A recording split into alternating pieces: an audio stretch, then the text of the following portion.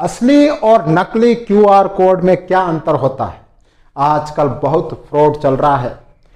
आपको कोई नकली क्यूआर कोड भी दे सकता है और आप उसमें पैसे डाल देते हो और पैसे उड़ जाते हैं।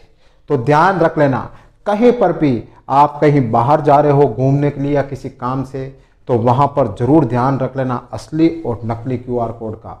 और क्या अंतर होता है ये देखो। सबसे पहले इंपॉर्टेंट बात, लोग अधिकतर इसी डाउट में रहते हैं कि क्यूआर कोड पैसे प्राप्त करने के लिए होता है। क्यूआर कोड पैसे प्राप्त करने के लिए नहीं होता है। क्यूआर कोड क्या होता है? पैसे भेजने के लिए होता है।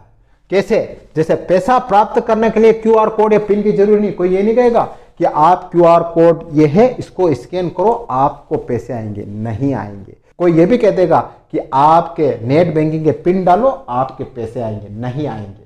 क्यूआर कोड से कभी भी पैसे आते नहीं है। अगर आपको किसी को पैसे भेजना हो ना, तो आप सामने वाला का क्यूआर कोड स्कैन करोगे, फिर उसके पास पैसे चले जाएंगे। लेकिन अगर आपको कोई बोले कि ये क्यूआर कोड स्कैन करो और आपको पैसे आएंगे, नहीं आएंगे, ध्यान रख लेना। फिर दूसरा, क्यूआर कोड पर कोई स्टिकर या कागज चिपका तो नहीं है। अधिकतर कहीं बाहर जाते हो, कहीं देखते हो तो आप क्यूआर कोड के ऊपर एक अलग अगर आपको स्टिकर दिखे या अलग कोई कागज चिपका हुआ देखे तो ध्यान से देख लेना और दुकानदार को या किसी को पूछ लेना कि ये क्यूआर कोड सही है या नहीं है, वरना आप पेमेंट कर दोगे और पेमेंट गलत खाते में चला जाएगा। तीसरा, क्यूआर कोड स्कैन करने पर व्यक्ति या दुकान का नाम आता है। ध्यान रख लेना, जब भी आप क्यूआर कोड से पेमेंट कर रहे हो ना, तो एक बार नाम जरूर चेक कर लेना। या व्यक्ति का नाम हो सकता है, दुकान का नाम हो सकता है, फिर ही पेमेंट करना, बाकी पेमेंट मत करना। फोर देखो, क्यूआर कोड स्कैन करते तुरंत पेमेंट ना करें। बहुत से लोग क्या करते हैं, कहीं चाय पीते हैं या कहीं रेस्टोरेंट में जाते हैं, खाना खाते हैं या कहीं पर भी शॉपिंग करते हैं, तो वहां पर क्यूआर कोड लगा हुआ होता है, तुरंत कर देते हैं, नाम देखते कुछ भी तुरंत कर देते हैं, निकल जाते हैं। ऐसा नहीं करना। जल्दबाजी में क्यूआर कोड से कभी पेमेंट करना ही नहीं है, जल्दबाजी रखनी नहीं है।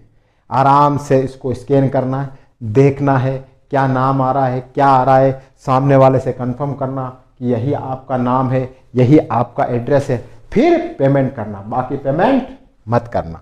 फिफ्थ देखो, क्यूआर कोड स्कैन करने के लिए ऑथोराइज्ड ऐप का यूज करें। जीपे, फोन पे, पेटीएम या भीम ऐप। ऑथोराइज, हर किसी अनजान ऐप से क्यूआर कोड स्कैन ना करें। आप कर तो लोगे, लेकिन वो आपके फोन को हैक कर सकता है, वो आपके अकाउंट को खाली कर सकता है। जो ऑथोराइज ऐप है, ये चारों पांचों मैंने बता दिया आपको, इसी से ही आप स्कैन करें और पेमेंट भेजें। किसी अनजान लिंक पर क्लिक न करें।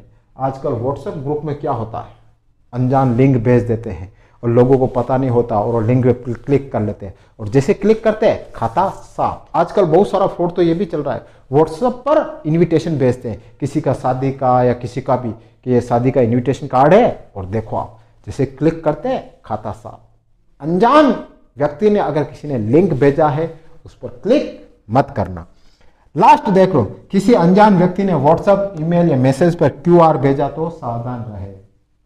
अगर कोई आपके मिलने वाला आपको क्यूआर कोड भेज रहा है तो ठीक है, लेकिन अगर किसी अनजान व्यक्ति ने आपको व्हाट्सएप किया, ईमेल किया या मैसेज किया, उसमें क्यूआर कोड भेजा, तो उसको स्कैन मत करना, बिल्कुल मत करना, वरना आपका खाता साफ हो जाएगा।